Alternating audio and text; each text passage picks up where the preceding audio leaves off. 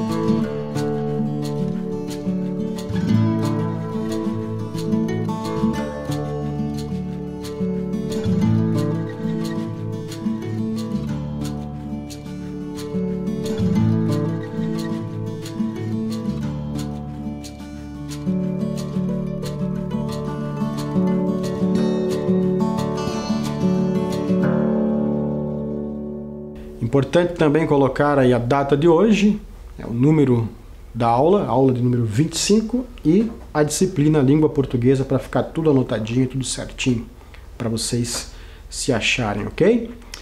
Vamos então para aquilo que nós vimos na aula anterior, como sempre acontece no começo das aulas.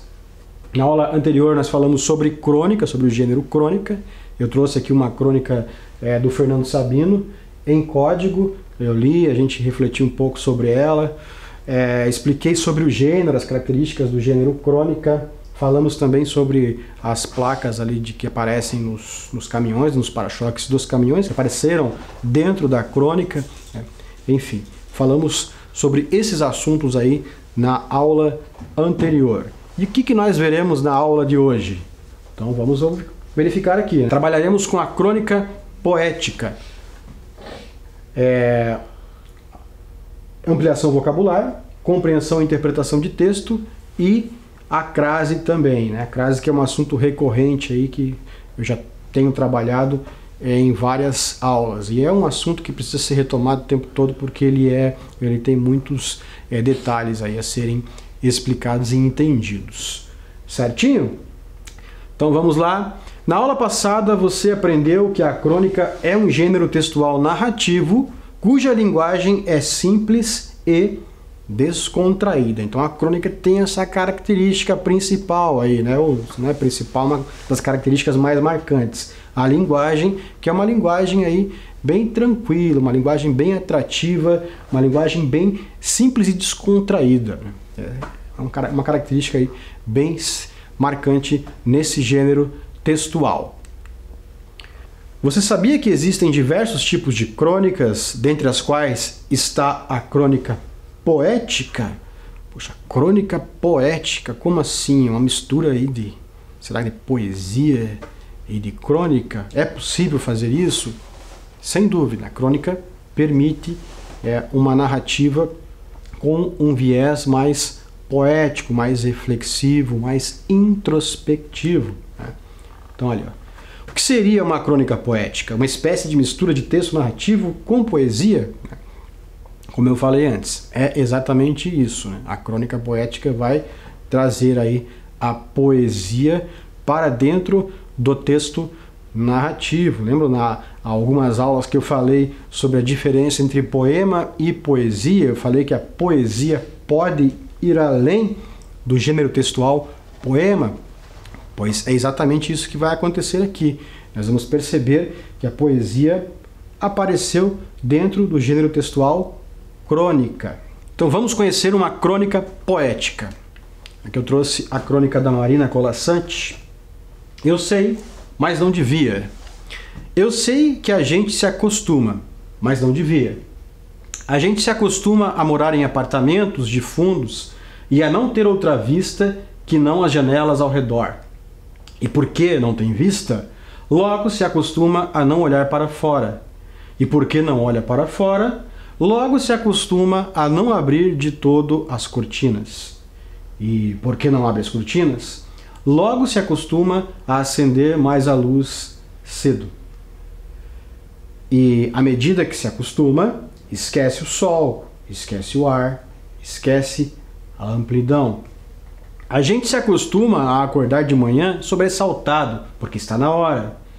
A tomar o café correndo, porque está atrasado. A ler o jornal no ônibus, porque não pode perder o tempo da viagem. A comer sanduíche, porque não dá para almoçar. A sair do trabalho, porque já é noite. A cochilar no ônibus, porque está cansado. A deitar cedo e dormir pesado sem ter vivido o dia. A gente se acostuma a abrir o jornal e a ler sobre a guerra, e aceitando a guerra, aceita os mortos e que haja números para os mortos. E aceitando os números, aceita não acreditar nas negociações de paz. E não acreditando nas negociações de paz, aceita ler todo dia da guerra, dos números, da longa duração. A gente se acostuma a esperar o dia inteiro e ouvir no telefone: hoje não posso ir.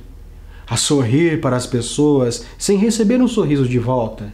A ser ignorado quando precisava tanto ser visto.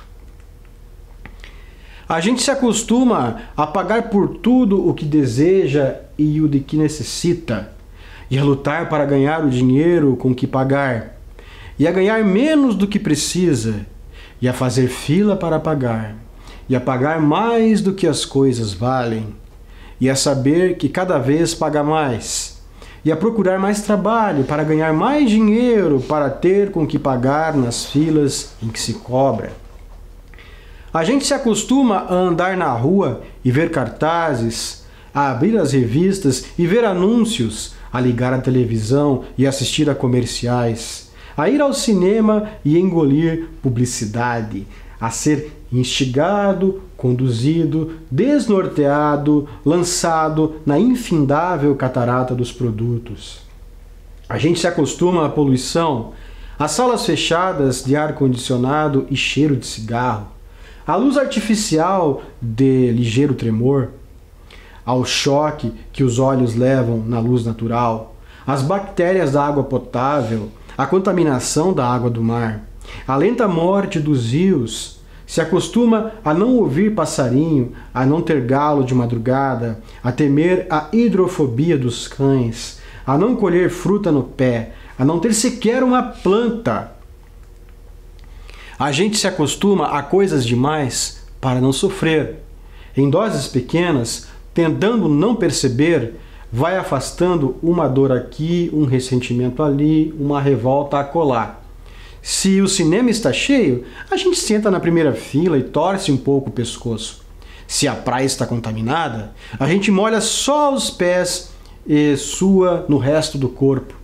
Se o trabalho está duro, a gente se consola pensando no fim de semana.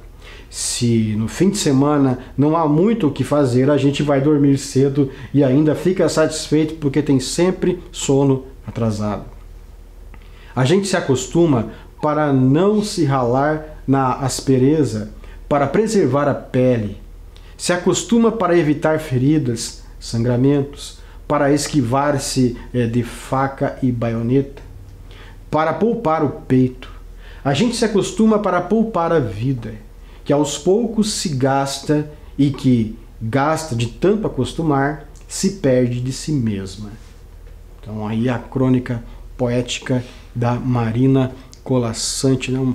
Uma crônica bastante reflexiva que inevitavelmente nos faz pensar sobre nossa vida, sobre a vida que estamos levando, né?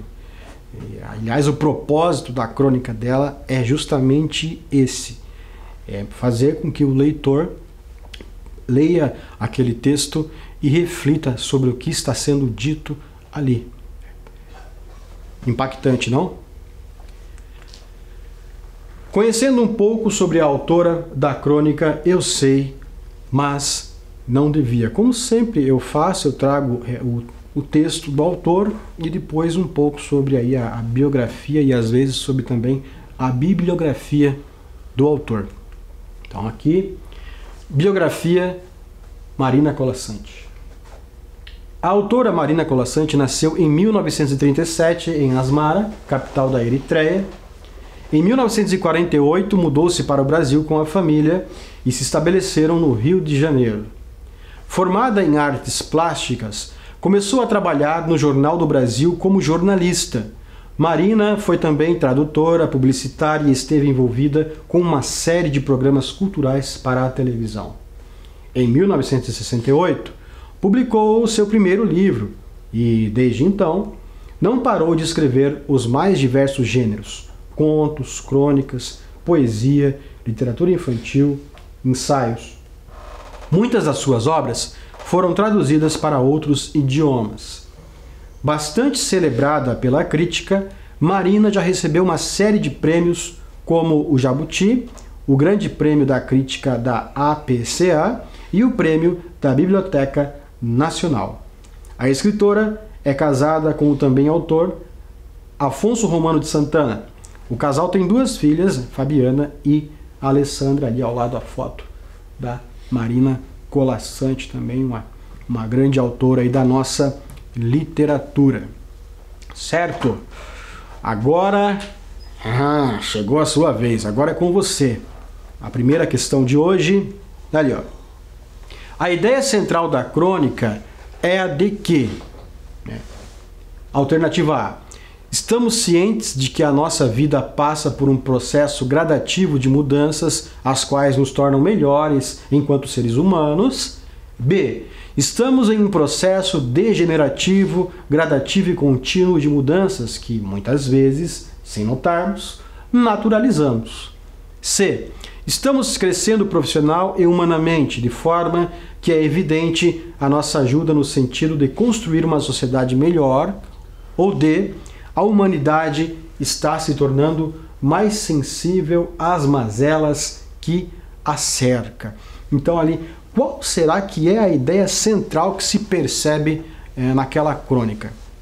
O que vocês perceberam quando eu li a crônica da Marina Colasanti? Qual das 4 alternativas traz essa ideia central? Analise, pense, reflita e daqui a pouco eu venho com a resposta.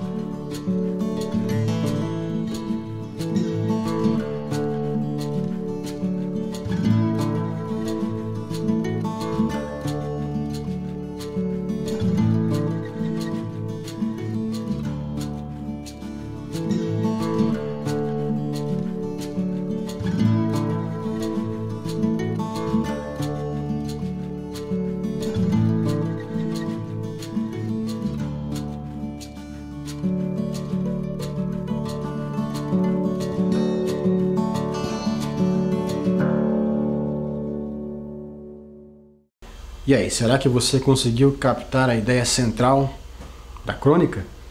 Vamos ver então qual que é a alternativa correta. Alternativa B. Estamos em um processo degenerativo, gradativo e contínuo de mudanças que muitas vezes, sem notarmos, naturalizamos. A crônica traz aí essa ideia de que nós estamos nos acostumando, nos habituando a coisas com as quais muitas vezes não deveríamos nos habituar, nos conformar, aceitar. É claro que é preciso ser resiliente na vida, mas tem que tomar cuidado para que a rotina, para que coisas negativas não te abracem aí e te levem para baixo. Então ali, ó, Processo degenerativo. Degenerativo é algo que disruptivo, que destrói, né? Então, gradativo quer dizer que passa por fases e vai aumentando, certo? Contínuo é justamente isso, algo que está acontecendo, que continua, né? Que tem uma continuidade, é duradouro, de mudanças que muitas vezes, sem notarmos, naturalizamos. Então fica natural, né? A gente passa a praticar aquilo ali, aquelas ações de forma sistematizada, né? Natural, e a gente nem percebe, né? Acaba assimilando aquilo para a vida e vai só repetindo automaticamente, né? Sem se manifestar contra, né? Sem notar aquilo tudo. Mais ou menos essa ideia. Não pode ser estamos cientes de que a nossa vida passa por um processo gradativo de mudanças as quais nos tornam melhores enquanto seres humanos, né? Primeiro que não há essa consciência muitas vezes, né? A gente nem percebe e vai simplesmente vivendo aquilo, né? E essas mudanças nos tornam melhores enquanto seres humanos. A autora disse isso, demonstrou isso no texto. Muito pelo contrário, né? Nos torna necessariamente melhores enquanto seres humanos. Alternativa C, estamos crescendo profissional e humanamente de forma que é evidente que a nossa ajuda no sentido de construir uma sociedade melhor, né? Quem me dera, né? Quem nos dera isso fosse verdade. Não é. Não estamos crescendo humanamente. Quando eu falo nós, eu falo enquanto humanidade, né? Do todo, né? Não só de um determinado grupo. E a alternativa D, a humanidade está se tornando mais sensível às mazelas que a cercam, né? Gostaria que fosse verdade, mas não é, né? Muito pelo contrário, nós estamos nos tornando insensíveis, né? Às coisas ruins que acontecem à nossa volta, infelizmente. Ok? Para pensar, né, gente? Aqui eu trouxe para vocês um enigma, na questão 2, que será por vocês decifrado ali. Então, os símbolos, cada um corresponde àquelas letras que estão ali embaixo dos símbolos correspondentes, e aí vocês terão de decifrar o que está sendo dito, o que está por trás aí desse enigma, ok? Então faça isso e daqui a pouco eu retorno com a resposta desse enigma.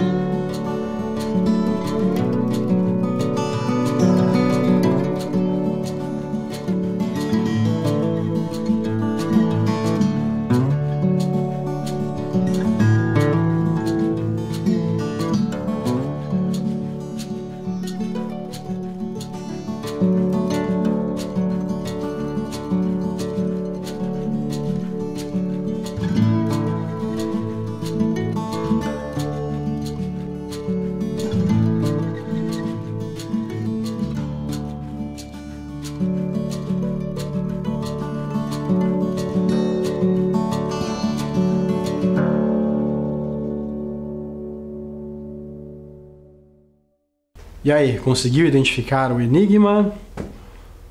Eu acredito que sim. Vamos ver então qual que é esse enigma. É preciso saber viver. Uma frase que é título, inclusive, de uma música do Roberto Carlos, que foi regravada pela banda Titãs.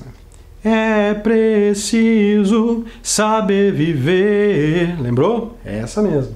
É o refrão da música. Questão de número 3.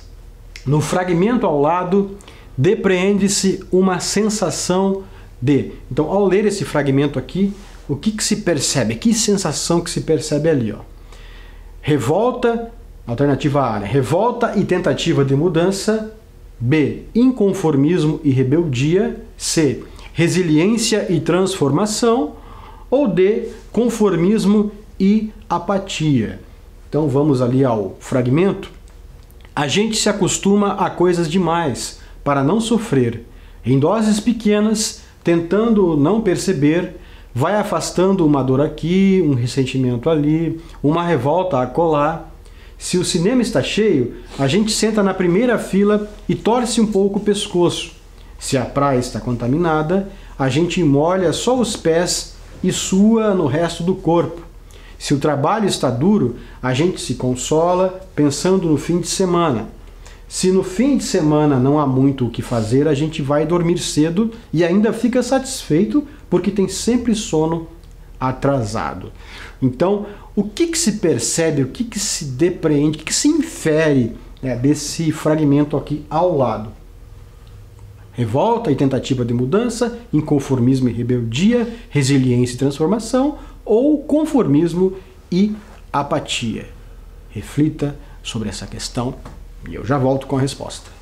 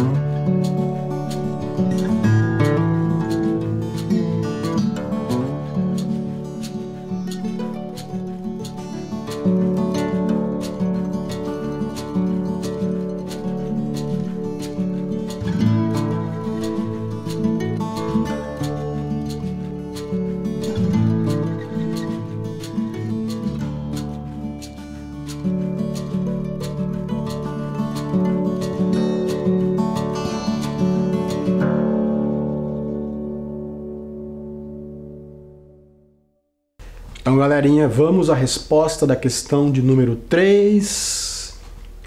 Depreende-se conformismo e apatia, né? Quer dizer, a pessoa já aceitou aquilo ali, já se conformou, já se resignou, né? E repete aquele ciclo de forma apática, quer dizer, apagada, né? Essa é a ideia, né? De apatia, né? De aceitação, né? Da sua realidade, por assim dizer. É isso que nós percebemos ali. Certo? Então agora eu trouxe para vocês aqui uma imagem, se eu não me engano é a Times Square, na cidade de Nova York, a cidade que nunca dorme, né? O que a imagem abaixo mostra? O que nós podemos perceber nessa imagem, analisando ali as cores, as pessoas, as propagandas, as construções? O que a imagem está trazendo para você, está mostrando para você? Observe lá. Bastante gente, né? Certamente muito antes da pandemia de Covid-19. E agora eu trouxe para vocês aqui mais um fragmento da crônica. Sobre o que este fragmento da crônica fala? A gente se acostuma a andar na rua e ver cartazes, a abrir as revistas e ver anúncios, a ligar a televisão e assistir a comerciais, a ir ao cinema e engolir publicidade, a ser instigado, conduzido, desnorteado, lançado na infindável catarata dos produtos. Então, o que está sendo mostrado e evidenciado aí nesse fragmento por meio das palavras da Marina Colasanti? Consegue pensar sobre isso? Lembra também lá da imagem que eu mostrei anteriormente? Então ali, questão 4.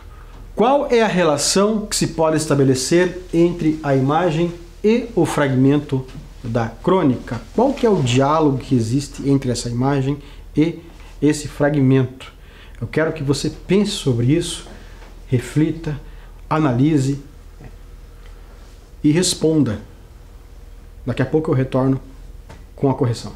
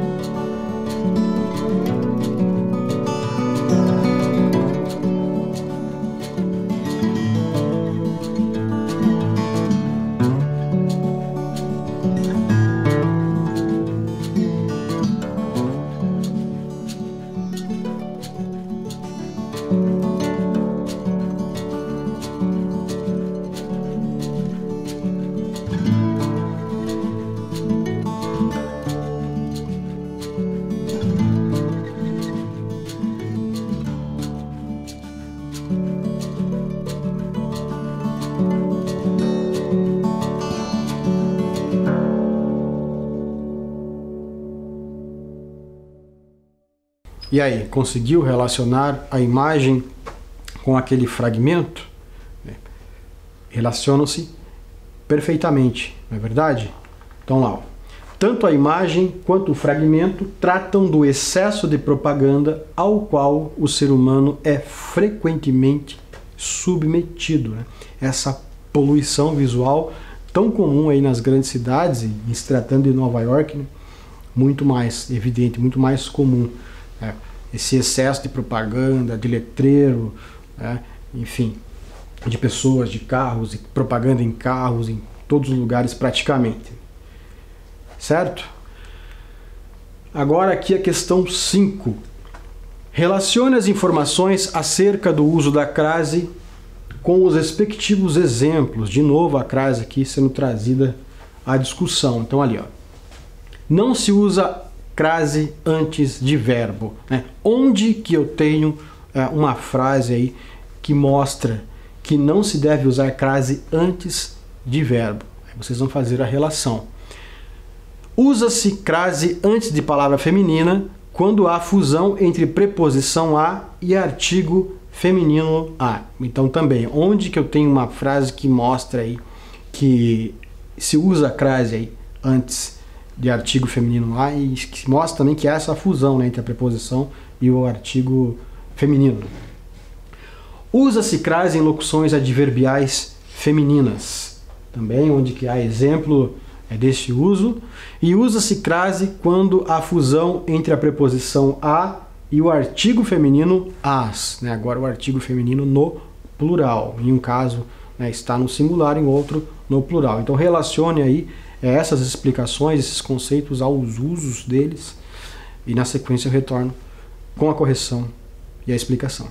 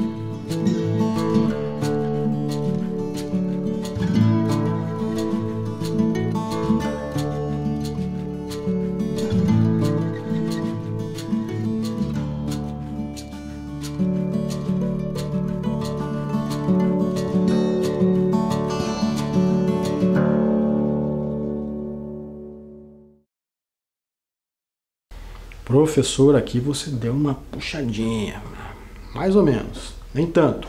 Vamos ver ali então. Não se usa a crase antes de verbo. Qual que é a frase que exemplifica? Ali, ó, a temer hidrofobia dos cães. Notaram ali que temer é um verbo?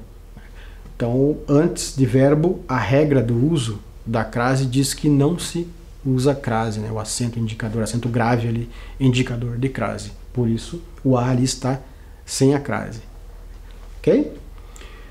Usa-se crase antes de palavra feminina quando há fusão entre a preposição a e o artigo feminino a, né? Quando o verbo geralmente pede uma preposição a e a palavra que vem depois é uma palavra feminina e, portanto, pede o artigo feminino a. Onde que acontece isso? A poluição. A gente se acostumou à poluição, mas não devia, né? Se acostumou a quê? Se acostumou a, mais o a de a poluição. A junção desses dois as origina o a craseado, certo?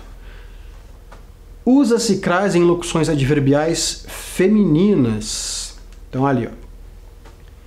E à medida que se acostuma, esquece o sol, esquece o a, esquece a amplidão. Então, à medida que é a locução adverbial feminina.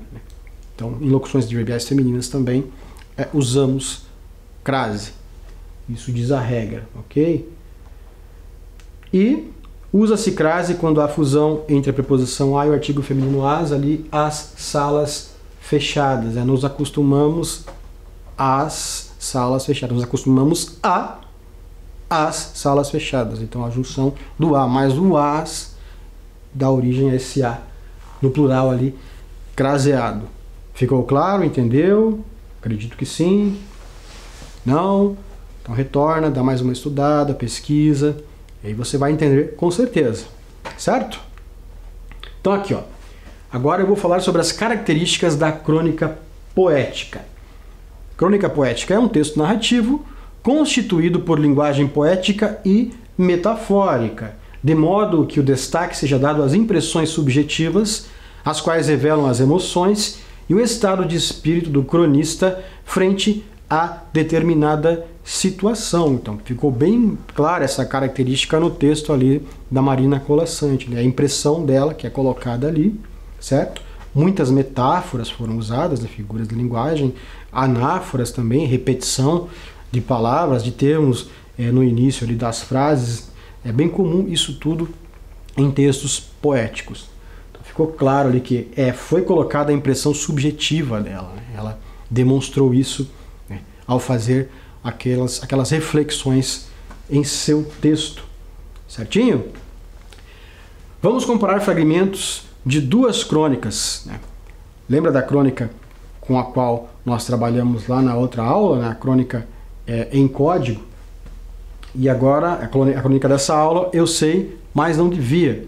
E descobrir quais são as semelhanças e diferenças existentes entre elas. Vamos fazer agora uma comparação, um comparativo entre fragmentos dessas duas crônicas para que nós percebamos aí o que elas têm de semelhança, em que elas são parecidas, e o que elas têm de diferença, em que elas diferem, né, em que elas são aí peculiares.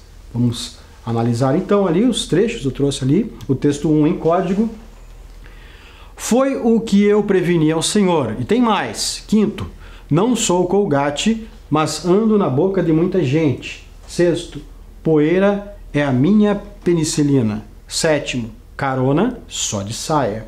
Oitavo, chega! Protestei estupefato. Não vou ficar aqui tomando nota disso. Feito idiota. Então esse o excerto da primeira crônica e agora o fragmento da segunda. Da crônica eu sei, mas não devia. A gente se acostuma a andar na rua e ver cartazes, a abrir as revistas e ver anúncios, a ligar a televisão e assistir a comerciais, a ir ao cinema e engolir publicidade, a ser instigado, conduzido, desnorteado, lançado na infindável catarata dos produtos. Então aqui, para a gente começar a fazer essa comparação, observe que no texto 1, a linguagem ali é uma linguagem mais objetiva, falando aí em termos de linguagem, enquanto no texto 2 há a prevalência de linguagem subjetiva.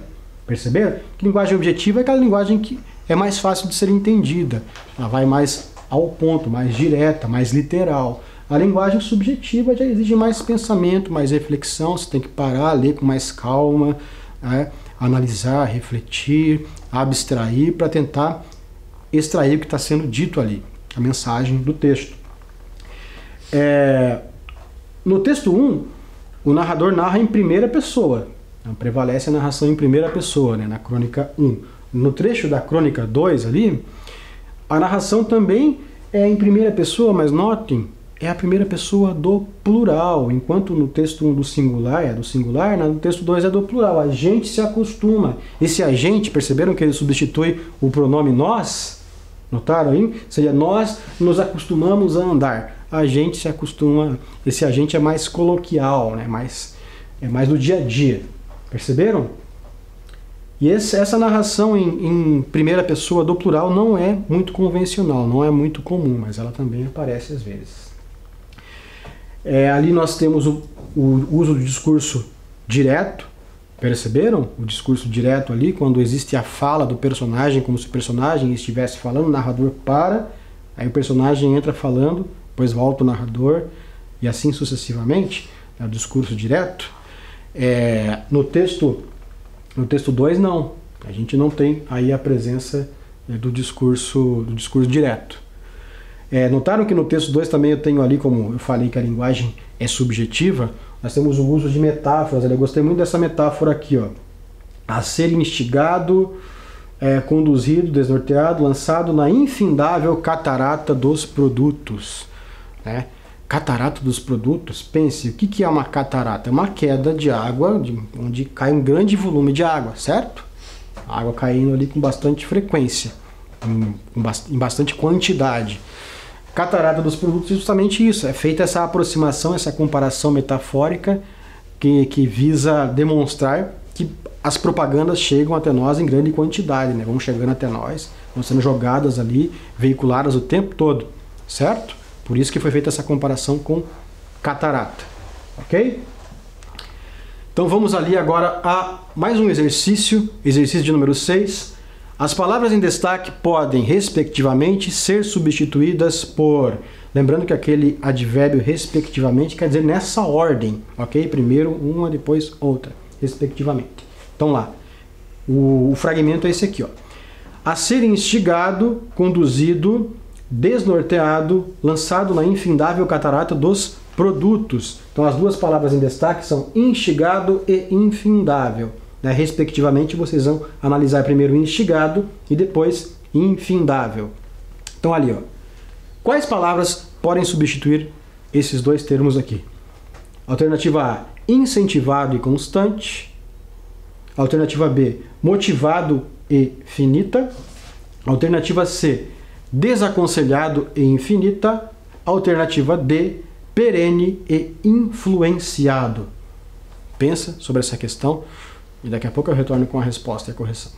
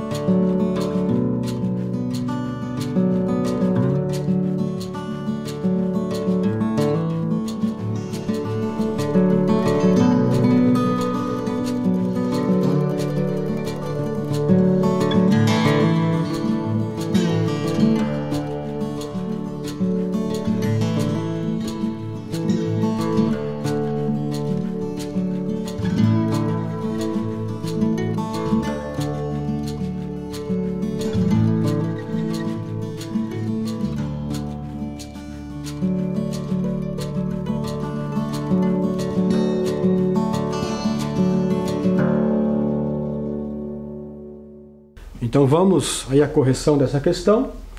Alternativa A, incentivado e constante, né, que são palavras sinônimas aí, respectivamente, de instigado e infindável, certo? Então vamos agora para a última questão da nossa aula, questão de número 7. Tal como acontece na crônica poética de Marina Colasanti, escreva algumas linhas expondo situações com que a gente se acostuma, mas não devia. Essas situações aí que fazem parte da nossa vida, com as quais nós nos acostumamos, mas não deveríamos. Coloquei um exemplo ali para vocês. A gente se acostuma com a existência de moradores de rua imersos na insensibilidade que é transmitida ao próximo como um vírus, o vírus da indiferença. Então não deveríamos nos acostumar com essa realidade, mas nos acostumamos. Quais duas situações com as quais não deveríamos nos acostumar, mas nos acostumamos, vocês acham que podem ser colocadas aqui nessa questão? E daqui a pouco eu retorno com a sugestão de resposta.